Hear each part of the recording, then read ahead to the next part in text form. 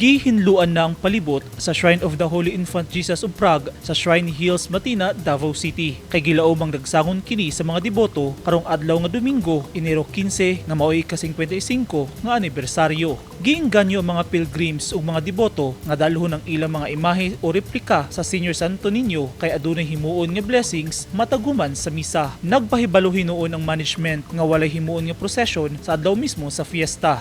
Ang atong schedule sa misa, ma'am, mag-start at 6 a.m. to 7 a.m. Every hour na siya, naalay 15 minutes gap for Novena of the Holy Infant. Yang atong Holy Infant, i-expose siya 5 o'clock in the morning. 5 o'clock din mag-open ang gate. And then ang schedule ni Archbishop is 9 a.m. to 10 a.m. Nga mag-end ang atong misa is 4:30 to 5:30 in the afternoon. Wala sa tayo procession, ma'am, kay giiwasan sa nato ang tapok sa mga tao. I-expose lang siya ng sa buntag 5 before ang mag-start ang misa na 6 o'clock. Ginabawal usa nila nga magtapok gihapon katong ginahimo sa una nga maghikap-hikap sa image. So dili usa na nato siya himuon sa pagkakaroon. Siguro naasay linya nga moador sa infant pero wala tong mukis. Pitsa 15 gyud sa Enero, ginasaulog ang kapistahan sa imahe sa Infant Jesus of Prague kay kini ang pitsa na enthroned o miabot sa shrine ang imahe tuig 1968. Matag tuig dagsangon sa mga deboto ang kapistahan sa Santo Niño apan naundang lang kini tungod sa pandemya. Ug karon sa pagbalik sa face-to-face nga pagsaulog sa fiesta, gilaomang daghang tawo ang modagsang sa Shrine Hills.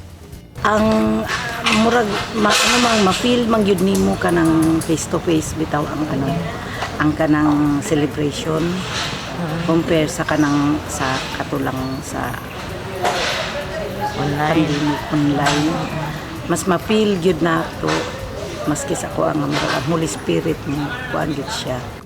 Ginadayo sa mga deboto nga tagalaing lugar ang fiesta sa shrine.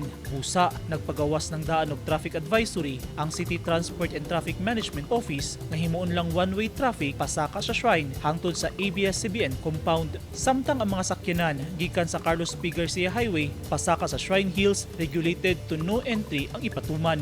Daghang personahe sa mga pulis, TF Davao ug City TMO ang ipakatag sa adlaw sa fiesta. Eugene Hinutan, Newsline Philippines. Stay safe.